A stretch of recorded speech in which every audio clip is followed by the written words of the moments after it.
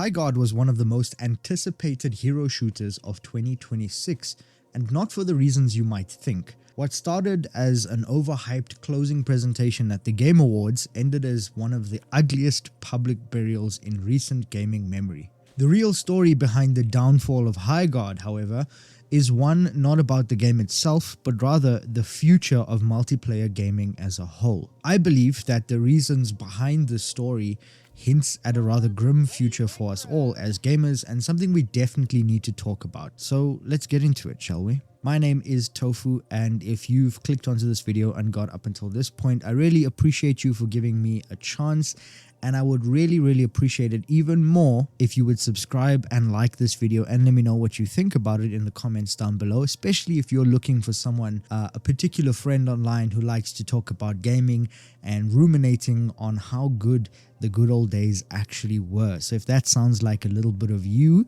I'd love to have you here. I also want to apologize. I don't actually have any Highguard gameplay, so I'm playing Viewfinder in the background. I did not have this channel back then and I had no need to record content, but I put like 60 something hours into the game. I really tried.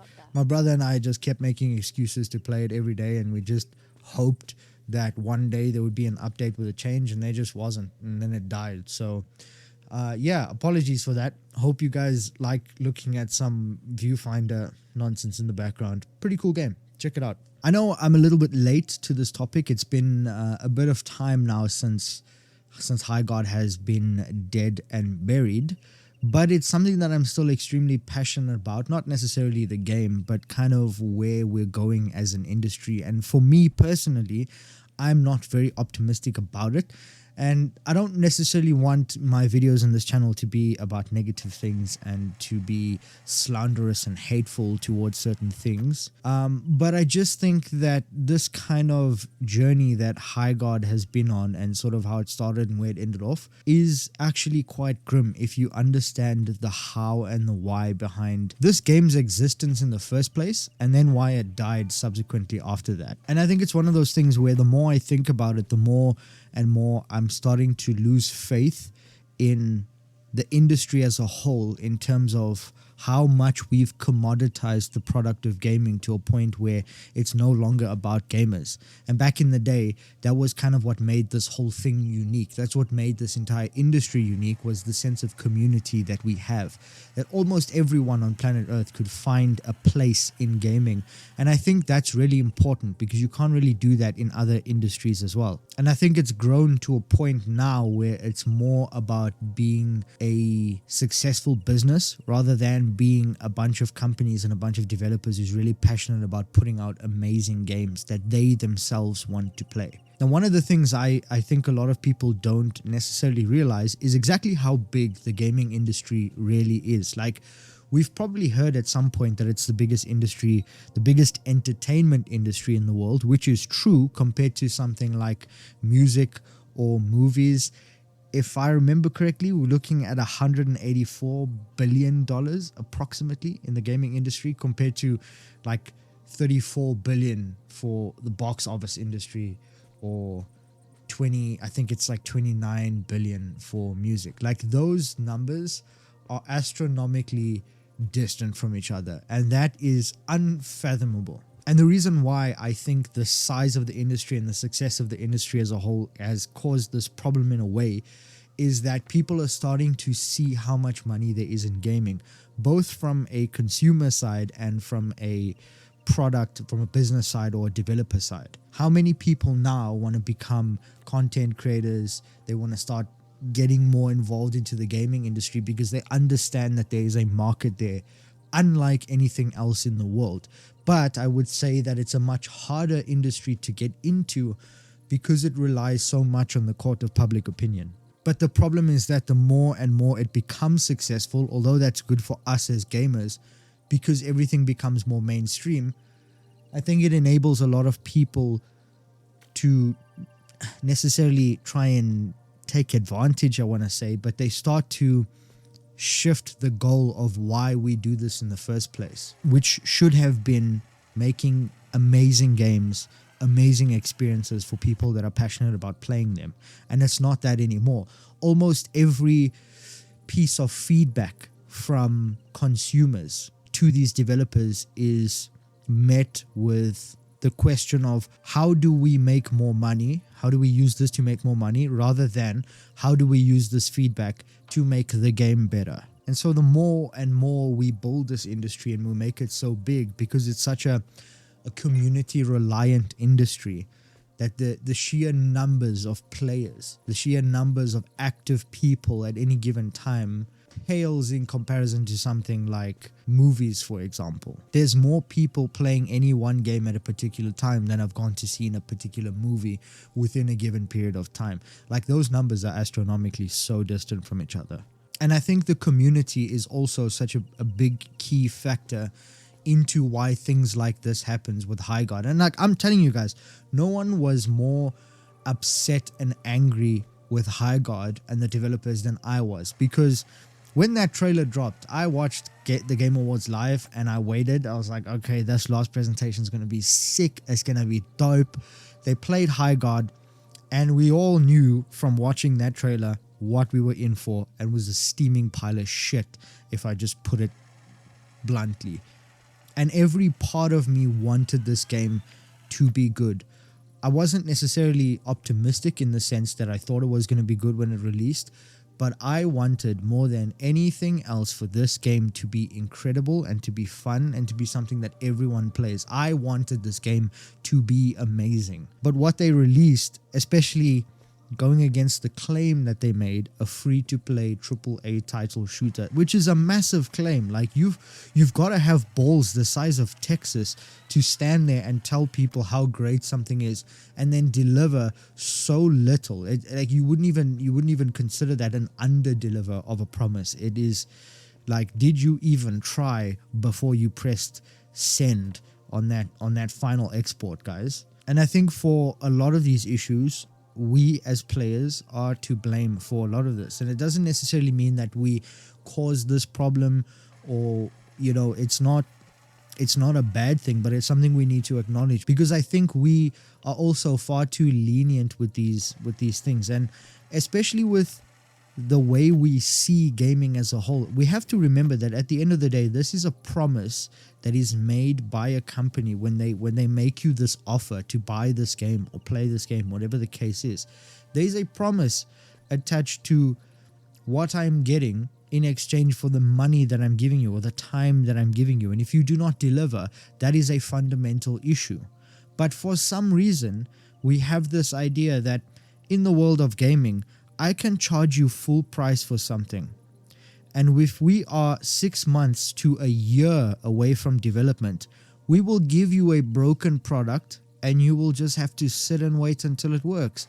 Like I said, it could be 6 months from now, it could be a year from now, depends how far away. We've made it okay for people to ship incomplete products. And I think that's where we need to make that initial sense of changes. We need to firstly stop spending this money. It doesn't necessarily mean that boycotting in a way, because in a traditional sense, boycotting these companies doesn't necessarily work, but we need to show them that you are going to have zero success if you disrespect the player base to this degree. And that's what it is at the end of the day. It's sheer disrespect, that we don't care about you enough and we don't want you to have an experience enough, so much so that we're happy to take your money and give you an unworkable piece of shit in the meantime, and we'll fix it when we feel like it. And if you look at something like Cyberpunk 2077, for example, I think that was the flashpoint in the timeline. That was the turning point where developers realized, okay, we can actually do this. We don't actually need to make a great game. And that's not me saying Cyberpunk is not a great game. It's one of my top 5 greatest experiences of my life. I think it's one of the best games ever made. But it had to get there. It wasn't that way when it launched. It wasn't even close to that when it launched. And then I think it was something stupid like a year later or something, possibly even longer, before I think it was the 2.0 update that really changed things, which was effectively when I played the game, because I was like, there's no ways I'm going to support you and even give you my time if you don't respect me enough to give me something that works. Because there's a reasonable leniency when we ship something. Yeah, some bugs, there's some glitches, cool. But when it affects the fundamental experience of something, the fundamental product that you're giving me, I think that's a problem. And I think that's closer to a scam than anything else. And another problem that I think is so fucking rampant in the gaming industry is that developers are not gamers anymore. They used to be. Back in the day, a lot of gamers, we started off the same way. We played the same games, and chances are we were in the same lobbies when we were all growing up. But now, everything has shifted to a revenue generation mindset, which I understand. I understand business more than most people. It's one of my biggest obsessions outside of gaming. I understand that you need to make money, and I have no problem with you doing that whatsoever and making that your goal. I get it. We need to keep the lights on. Cool. But that cannot compromise on the promise and the offer that you make to people. And I think that's where it gets all fucked up. Because like I said earlier, when these companies receive a long list of feedback, when they see the tweets and they see the videos and they see the complaints, when they see all the feedback, a good developer is going to take that feedback and say, how do I take this opinion and make the game better? Instead, they're saying, how can I take this opinion and make more money? And then they repackage the response to your feedback, aka doing the right thing. They repackage that as some kind of value, like giving me the bare minimum is something I'm supposed to be excited for and throw a fucking party for and be overjoyed for. Like, no, this is what I expected from the beginning, but we were too lenient and gamers didn't get angry enough. Another layer that sort of adds to this issue is the influence of streaming and content creators. A lot of these companies use content creators as a means of creating a false reality for their game. What I mean by this is, let's assume I've been given a lot of money to develop a game. Let's say I'm Jeff Keighley and I'm the guy that made Highguard and I've got balls the size of Texas to do what I'm about to do. I'm going to approach all these streamers that aren't necessarily successful, because you're not going to go to Nick Merckx and Tim the Tatman and the Burnt Peanut, because they're going to tell you your game is shit, right? They're going to tell you, they're going to be honest. So instead, you're going to go to a smaller streamer, someone who's still trying to find their feet, someone who's still trying to get their sails in the wind and get the momentum going, someone who would think, oh my God, a fucking studio has asked me to work with them. I'm so excited. I'm going to say yes. Do you think these streamers, out of their sheer excitement of finally being able to work with someone, do you think they are reasonably going to give honest feedback to your game? No, they're not. They're fucking grateful for the opportunity. And these developers know that. They know. And it's essentially, I want to say, a predatory behavior to use this and say that, oh, but everyone loves our game. No, they got paid to love your game. They don't really. And you've targeted streamers who have no power to resist you. Whereas you know that if Nick Merckx says your game is shit, or someone like that, for example, it's over for you. But these young streamers with 10k followers, 12k followers, they're not going to say no. And they're not going to tell you that they didn't like your game, because they don't want to lose these opportunities. They're young. They don't know any better. And then there's a mob mentality of like people just genuinely believe something, or they just follow the footsteps of everyone else because they simply don't want to be left out. And so bad things in this industry often stick around longer than they should and end up doing a lot more damage than it should, because we're too scared to go against the grain sometimes. I mean, look at how many people are playing Rust now. These guys are going to tell you that Rust is their favorite game that they've ever played in their life, but they didn't start playing it before Peanut made his fucking server and started bringing all the hype and all the party to it. So that's why I'm saying is that these developers also understand how fickle the court of public opinion is. And once you understand how to influence that, you have a lot more power, especially for shit like this. It went so far as people saying that Highguard was an attempt to launder money.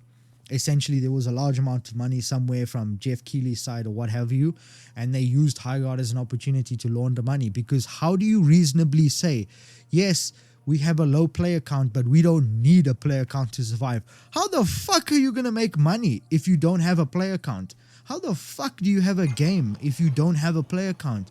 And that kind of stuff scares you, because it shows you how confident they are in taking advantage of us as gamers. And so we're going to constantly be stuck in this cycle of a shit game being released. They can promise it gets better, and then it doesn't even get to that point, because Highguard released a bare bones game. This wasn't even an alpha. It was like, guys, you just gave me the wireframe for an idea and you called it a AAA title. You've got all of this content, you've got all of this work that suddenly comes out of the water when you're about to go under. Where was all of this when people were playing? Where was all of this when people were saying the game's boring? Now all of a sudden you have new game modes, new settings, all of the shit that they added in the past couple of weeks in Highguard before it died. Like, where was this in the beginning? The same thing with X Defiant. Suddenly we have all of this in the bank.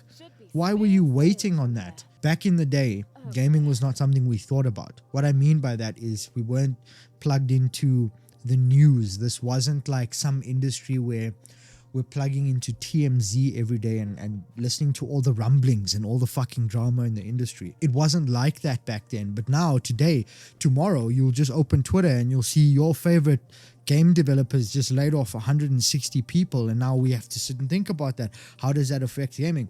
How does that affect this? How does that, like, we've almost created a political system within gaming that it goes really fucking deep if you think about it and talk about it often. Your average gamer shouldn't be doing that.